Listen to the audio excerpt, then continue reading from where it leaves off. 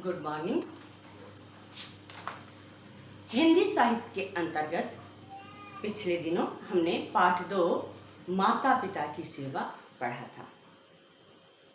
पाठ के अंतर्गत हमने जाना था कि सरल कुमार अपने माता पिता के इकलौते पुत्र थे। वे अपने माता पिता की दिन रात सेवा करते थे। एक दिन भोजनोपरांत यानी भोजन करने के बाद वे अपने माता पिता का पैर दबा रहे थे और उन्होंने बताया कि आज उन्होंने कुछ लोगों को तीर्थ पे जाते देखा जो भगवान के भजन में इतने मग्न थे कि उन्हें कोई सुध बुध नहीं थी, अगल बगल की कोई सुध बुध नहीं थी। उनके पिता ने कहा, काश मेरी भी आंखें होती तो हम भी तीर्थ यात्रा पे जाते। और उनकी माँ ने कहा, आप ऐसा क्यों सोचते हैं, हमारा पुत्र जो है सरल कुमार वही हमारी आंखें हैं। सरल कुमार उनकी बातें सुन लेते हैं और मन में निश्चय करते हैं, ठान लेते हैं कि हम अपने माता पिता को तीर्थ यात्रा पर अवश्य ले जाएंगे। और बढ़ई के पास जाते हैं बढ़ई के पास जाते हैं और कांवर बनाने के लिए कहते हैं। कांवर बनवा के वे माता पिता को तीर्थ यात्रा पर ले जाते हैं। कई महीने बीत जाते हैं, दिन रात बीत जाते हैं, चलते रहते, दिन भर वे चलते रहते हैं और रात के समय वह आराम करते हैं। एक दिन ऐसे एक घने जंगल से गुजर रहे थे जहाँ का बहुत ही मनोरम स्थल था, यानी मन को अच्छा लगने वाला स्थल था। चिड़िया चहचहा रही थी और पूरा शांत वातावरण था। श्रवण कुमार ने वहाँ कांवर रख दिया, माता पिता को वहाँ लिटा दिया और स्वयं भी आराम करने लगे। कुछ समय पश्चात उनके पिता ने कहा कि मुझे प्यास लगी है। श्रवण कुमार जाते हैं, देखते हैं बर्तन में पानी नहीं रहता है और वह पानी भरने चल देते। उनके पिता मना करते हैं कि मत जाओ, लेकिन वो नहीं मानते, कहते हैं मैं पानी लेके आता हूँ। नदी की कुछ दूर पर ही उन्हें एक नदी मिल जाती है जहाँ वे पानी भरने लगते हैं और अचानक एक तीर आके वहाँ लग जाता है।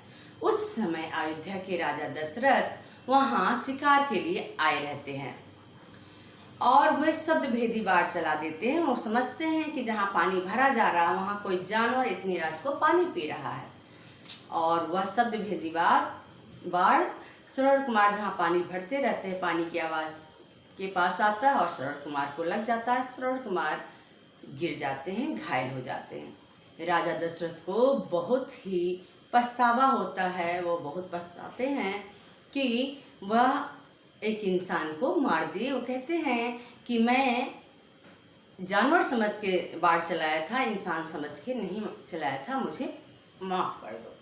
आगे की पंक्तियां हम पढ़ते हैं। श्रवण को बड़ी तकलीफ थी। वह बोला, मेरे माता पिता जंगल में प्यासे बैठे हैं, मेरा एक काम कर दे, जाकर उन्हें पानी पिला दे।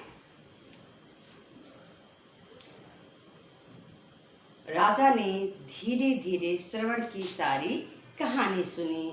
उनके दुख की कोई सीमा ना रही।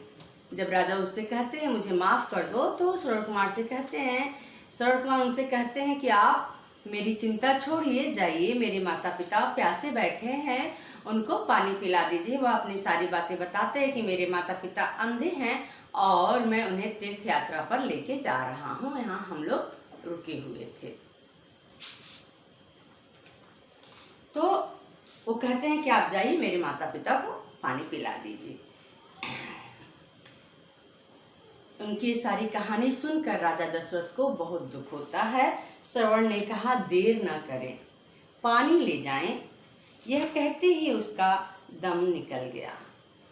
राजा दशरथ ने शव को कंधे पर रखा, एक हाथ में पानी का घड़ा लिया और ढूंढते ढूंढते श्रवण के माता पिता के पास पहुँचे।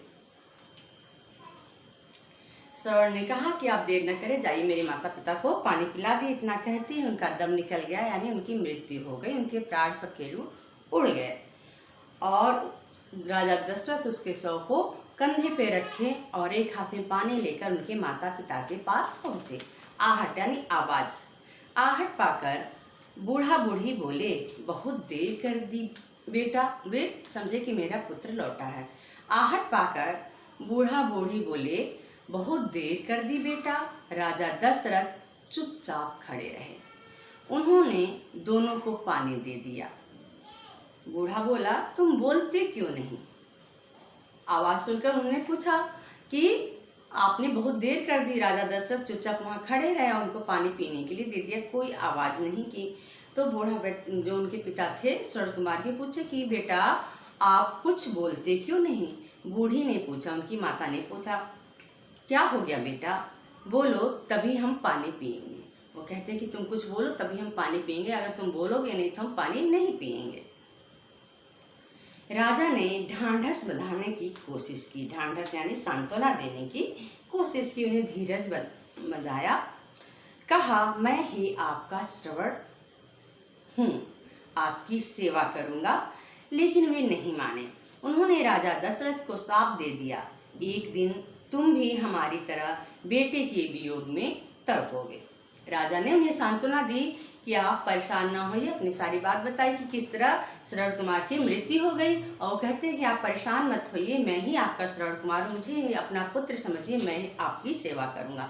लेकिन दोनों बहुत परेशान हो जाते हैं। उन्होंने राजा दशरथ को श्राप दे देते हैं और कहते हैं कि एक दिन जिस तरह हम पुत्र के वियोग में, हमारे बेटे की मृत्यु हो गई, उसके दूर होने के, मृत्यु के दुख में, वियोग में मैं तड़प रहा हूँ, उसी तरह एक दिन तुम भी तड़पोगे। यह कहते ही दोनों के प्राण निकल गए और दोनों उनके माता पिता की मृत्यु हो गई। यह सुनकर राजा कांप गए। वो राजा बहुत ज़्यादा डर गए ऐसा सुनते हुए। जब राजा ने उनको बताया कि शरद कुमार की मृत्यु उनके हाथों से हुई, और उन्हें कहते हैं कि आप परेशान मत होइए, मैं ही आपका श्रवण कुमार हूँ, मैं आपकी सेवा करूँगा। लेकिन उनके माता पिता बिल्कुल इस बात को नहीं मानते हैं और उन्हें श्राप दे देते हैं कि आप जिस तरह मैं पुत्र के वियोग में तड़प रहा हूँ, आप भी तड़पोगे। ऐसा सुन के राजा दशरथ कांप जाते हैं। आपको पता है राजा दशरथ की कहानी। राजा दशरथ की मृत्यु किस तरह हुई थी? जब राम को 14 वर्ष का वनवास हो जाता है और राम वन को चले जाते हैं, उसके बाद राजा दशरथ की मृत्यु हो जाती है। ये उनका जो शरद कुमार के माता पिता का श्राप जो है उनको लग जाता है। भारी मन से राजा ने उनका दाह संस्कार किया। दुखी मन से उन्होंने उसका दाह संस्कार किया, यानी मरने के बाद जो क्रियाकर्म होता है उसको किया। महल में आकर भी उनके मन में शांति न थी। घर आकर भी, महल में आकर भी उनका मन लगातार बेचैन था और उनके आंखों से नींद गायब थी, उन्हें नींद नहीं आ रही थी। बहुत साल बाद उनके बेटे राम वनवास गए। राजा बहुत दुखी थे। वे बेटे के वियोग में तड़प रहे थे। उनको श्रवण के माँ बाप के शाप की याद आ रही थी। बहुत साल बाद जब राम उनके पुत्र बन गए और उनके वियोग में, उनसे दूर होने के दुख में वो दुखी थे, तो उन्हें श्रवण कुमार के माता पिता की याद आ रही थी। इस तरह हमने इस कहानी को जाना कि किस तरह श्रवण कुमार अपने माता पिता की सेवा करते थे। उनके इकलौते पुत्र थे, माता पिता की दिन रात सेवा करते थे उनके एक इच्छा के लिए कि उन्हें तीर्थ यात्रा करने है। इसके लिए उन्होंने इतना कठिन व्रत धारण कर लिया था, निश्चय कर लिया था, प्रण कर लिया था कि मैं अवश्य उनको तीर्थ यात्रा कराऊंगा।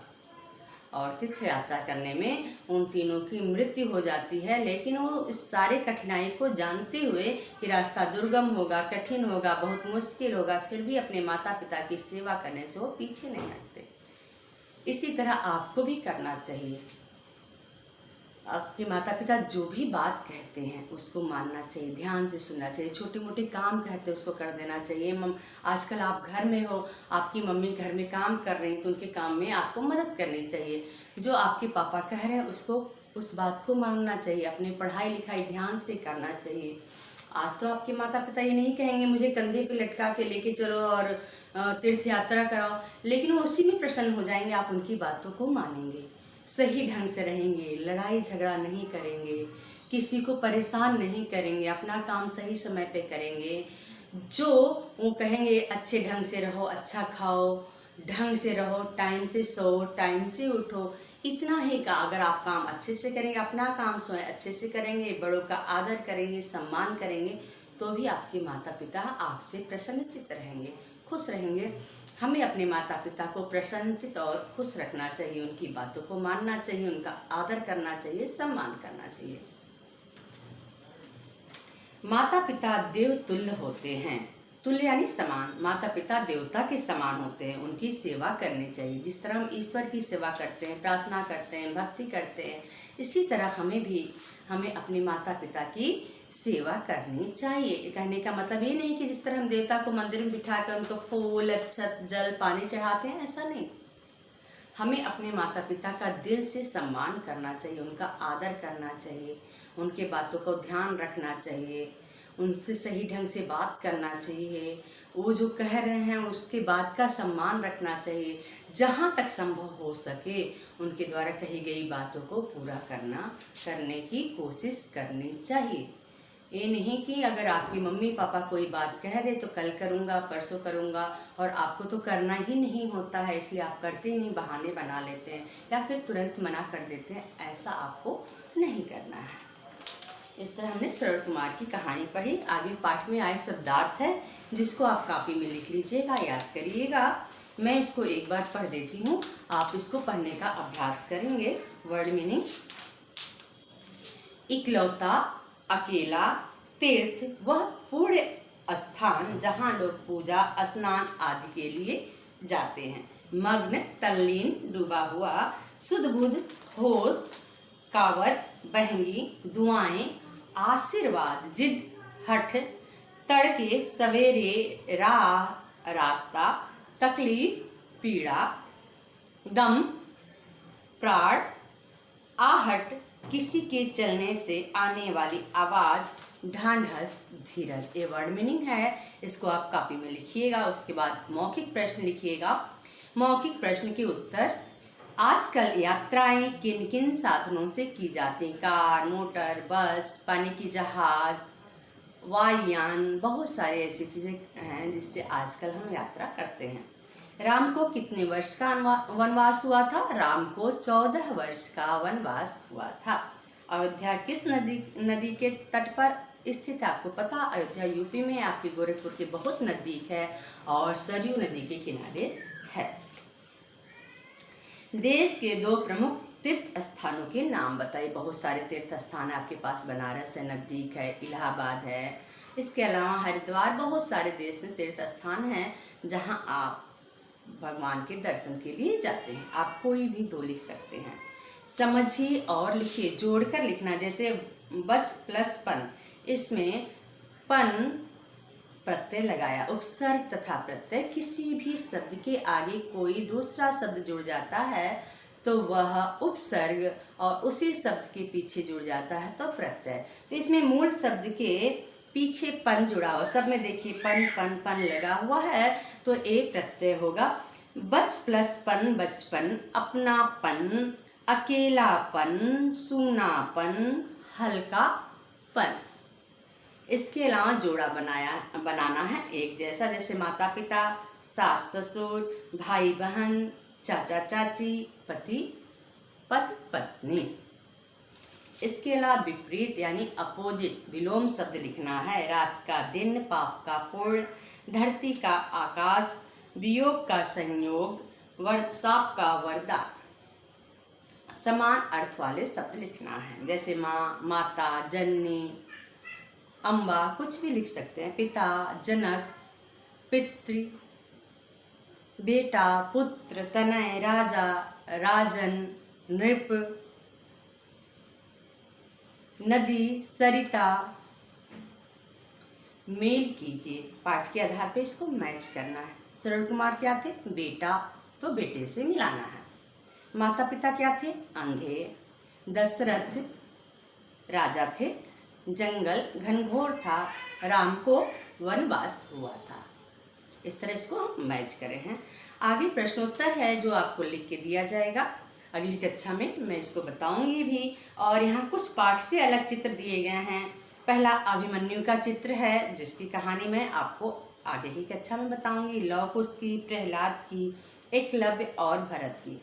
इन पांचों कहानी अगली कक्षा में जो अगला क्लास होगा उसमें मैं आपको बताऊंगी। अभी के लिए यहीं हम अपनी वाणी को विराम देते हैं। स्वस्थ रहिए, सुरक्षित रहिए। धन्यवाद।